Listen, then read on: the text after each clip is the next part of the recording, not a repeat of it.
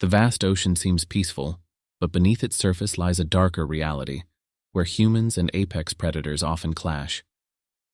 In December 2009, Alexis Martinez, a dedicated trainer at Loro Parque in Tenerife, Spain, was preparing for a routine session with Keto, a massive orca. What followed shocked the world. Keto attacked Martinez, leading to a tragic and fatal encounter. The incident that day wasn't random. It was a result of mounting tension over time. It wasn't just an attack, but a reflection of the ethical and psychological challenges faced by orcas in captivity. Orcas, known for their intelligence and power, often show signs of stress in confined spaces, and what happened at Loro Parque would spark global debate on the captivity of these magnificent creatures. On that fateful day, trainers at Loro Parque were conducting performances as usual, showing off the orca's grace and intelligence for an eager audience.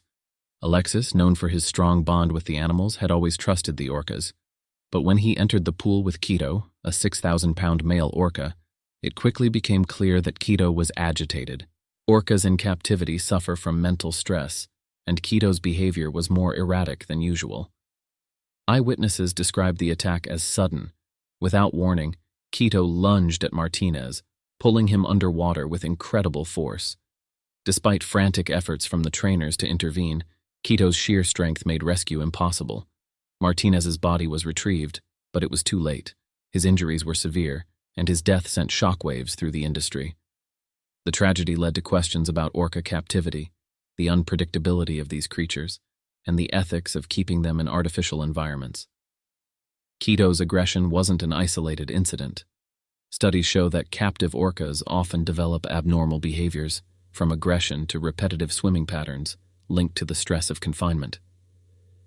Martinez's family and colleagues were devastated by his loss.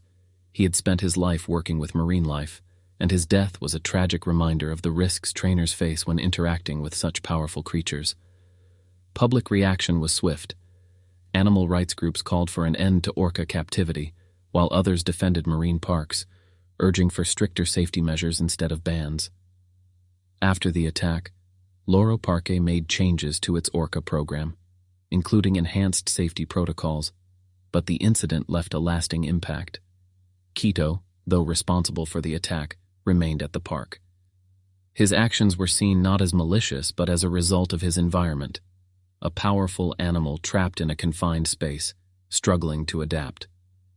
Fast forward to the summer of 2024, when the crew of the Bonhomme William sailing through the Strait of Gibraltar faced an unexpected encounter with a pod of orcas. The crew initially marveled at the sight of the animals, but things quickly took a dangerous turn.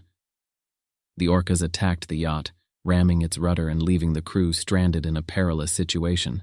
The Bonhomme William was left adrift, vulnerable to the orcas' relentless assault. The crew attempted to call for help, but the damage was already done. The rudder was destroyed and the yacht started taking on water.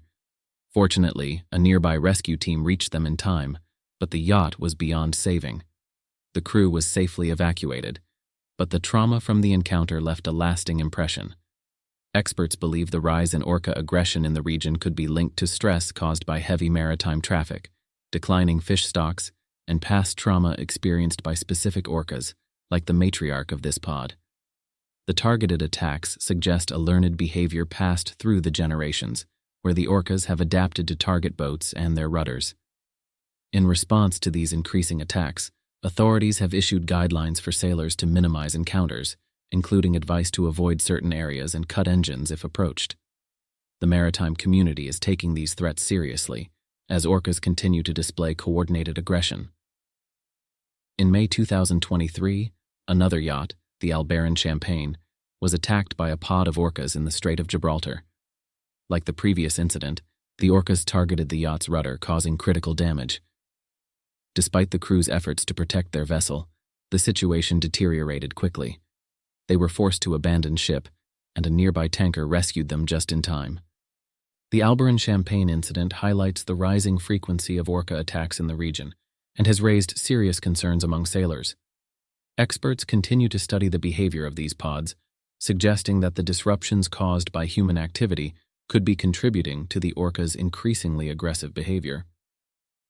As a result, authorities are closely monitoring orca activity, using acoustic deterrence, and issuing new guidelines to ensure the safety of sailors and the well-being of these intelligent creatures. These attacks serve as a stark reminder of the ocean's unpredictable nature and the need for humans to better understand and coexist with marine life.